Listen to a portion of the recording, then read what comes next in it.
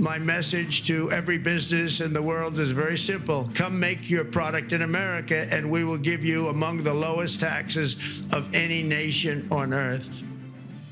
That was President Donald Trump's pitch to leaders at the World Economic Forum in Davos, Switzerland. He's threatening tariffs if they don't make their products in the United States. David Wessel joins us now. He is a senior fellow in economic studies at the Brookings Institution. Great to see you. Thanks for being with us. What do you make of President Trump and his threat of tariffs? Well, President Trump goes to Davos, which is a gathering of business elites from all over the world, and gives a U.S.-style America First speech. So I think given that we need alliances in order to compete with China, it's sort of strange. I don't quite understand how this is going to work. He doesn't yet have congressional support for cutting the corporate tax rate to 15%. So it struck me as a lot of Trump bluster, and my principle at these days is watch what he does, not what he says. So what do you make in terms of how other nations are going to respond to this?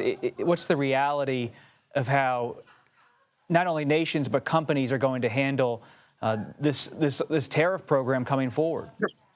Well, we don't really know exactly what he is going to do on tariffs.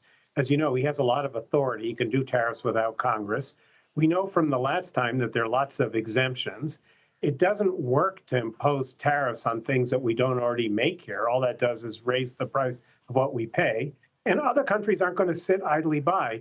Other countries, Canada, Mexico, have already begun talking about, well, you put tariffs on us, we're going to put tariffs on you, and that'll just, hurt our exporters. So it looks like we're in for some pretty tense times.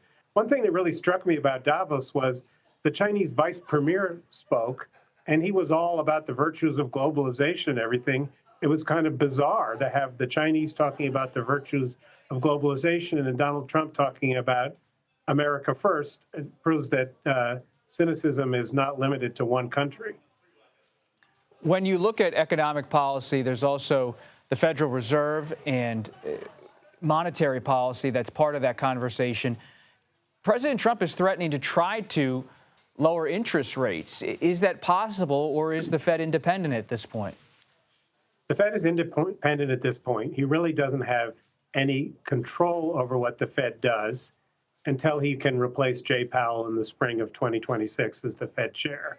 And I think he's going to make it hard for whoever Powell's successor is, because if the successor is seen as someone who will do Trump's bidding, then he's not only going to have resistance from inside the Fed, but it's going to push up the interest rates in the bond market.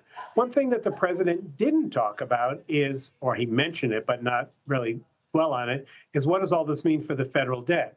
And to the extent that the federal debt is going to be worse than projected, that's going to, A, push up long-term interest rates, and B, it's going to make the Fed reluctant to cut interest rates further. Tariffs will add to the pressure on the Fed, which is worried about bringing inflation down to its target. So I look at that as an early warning sign for the Fed that Trump is going to be beating up on them. And we'll see whether the Fed continues to have the backbone to stand up to him if that's what they think is the right economic policy for the country. What do you make of the world economy's reaction to President Trump so far?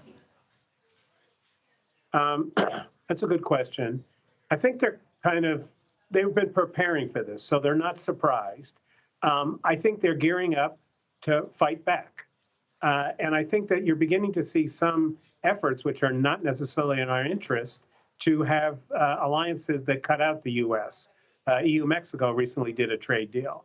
I think the Chinese are looking at this and saying, like, great, we've been trying to divide and conquer the West for some time, and now we have an ally in Donald Trump.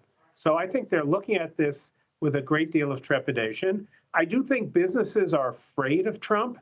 I'm sure some of them are going to move production here because they want to get ahead of tariffs. The businessmen who were on the panel at Davos were, I wouldn't say they were confrontational in the least. They all seem to be a bit afraid of him. But I do think people are waiting to see what he actually does. I think they've learned that he sometimes talks more loudly than he actually acts. And then finally, tax reform or tax cuts are on the horizon now on Capitol Hill. Is that something that your sources in the economic community are paying close attention to? Yeah, you bet.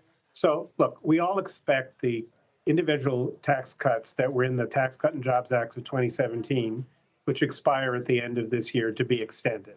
That's pretty much baked in. Everybody anticipates that. The question is, what more will they do? And what will that do to projections of the federal debt? And I think that President Trump it's easy for him to say, I'm going to cut the corporate tax rate to 15%, but unless he can get Congress to go along, it's just nothing more than rhetoric. And at this point, I don't think Congress is ready to cut taxes as much as he is talking about, but maybe that's his usual bargaining position and he'll settle for something less. David Wessel, a veteran reporter and now analyst of these issues. We really appreciate you taking the time and sharing your expertise.